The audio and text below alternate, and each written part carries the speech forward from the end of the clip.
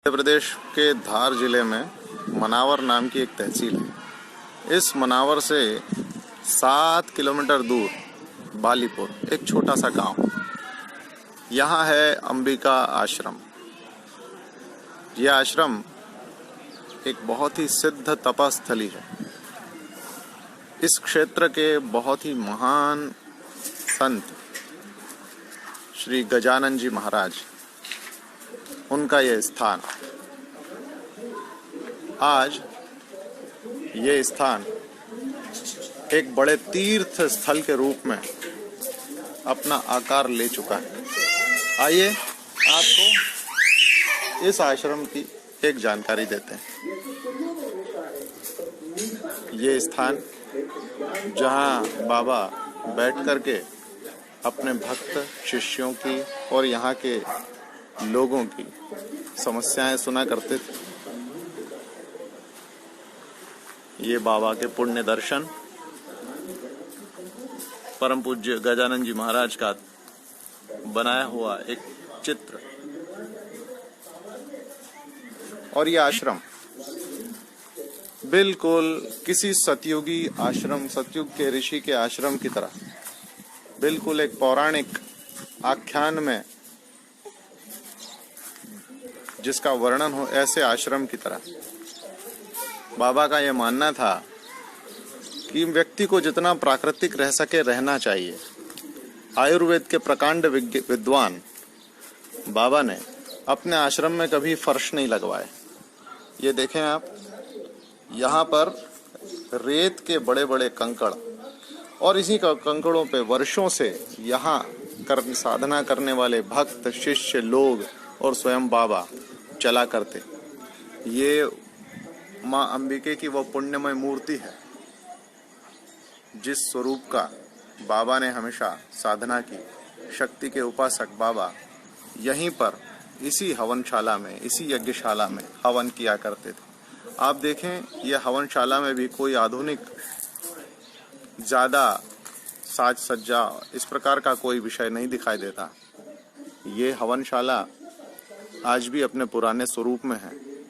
बाबा का स्पष्ट निर्देश था, मुख्य आध्यात्मिक स्थलों को वैसा ही रखा जाए जैसा कि शास्त्र वर्णन करते हैं। इस हवन में आज से वर्षों पूर्व अरणि मंथन से अग्नि प्रज्वलित की गई थी, और आज भी वो अग्नि वैसी ही प्रज्वलित हो रही है। नित्य निरंतर यहाँ पर यज्ञ किए जाते हैं। शारदीय और चैत्र नवरात्रि पे तो यहाँ उत्सव होता है। यहाँ तक कि प्रत्येक माह के जो नवरात्र आती है, उस नवरात्र पे भी यहाँ यज्ञ होता है।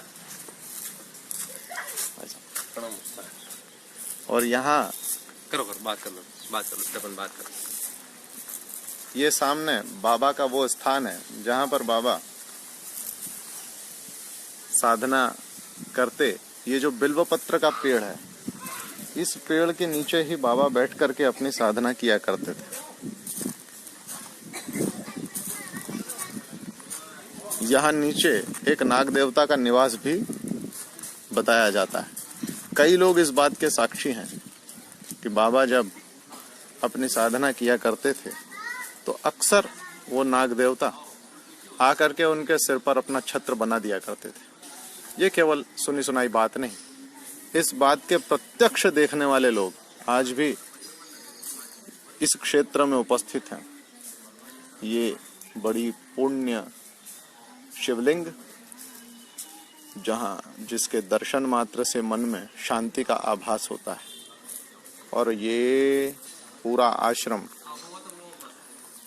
आज भी आध्यात्मिक चैतन्य से परिपूर्ण, क्योंकि बाबा जिस कोटि के संत थे, मैं आपको एक अनुमान के लिए बता दूं कि जो स्थान रामकृष्ण परमहंस गजानन जी महाराज शेगांव और खंडवा के धुनी वाले दादाजी, ऐसे संतों का है, बालीपुर के गजानन जी महाराज भी लगभग वही कोटि के, उसी श्रेणी के परमहंस संत रहे हैं।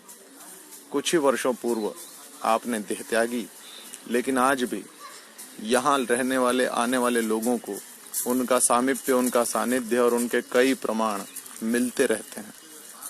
केवल भौतिक चमत्कार ही नहीं, आध्यात्मिक चमत्कारों की विस्तृत श्रृंखला है, जो लोग आज भी अपनी साधनाएं करके बाबा से प्रेरणाएं लेते हैं और आध्यात्मिक पथ पर आगे बढ़ते हैं।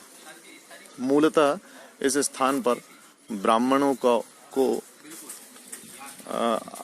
आराधना करते हुए आप देखेंगे, लेकिन ब्राह्मण का अर्थ इस आश्रम के लिए अलग है।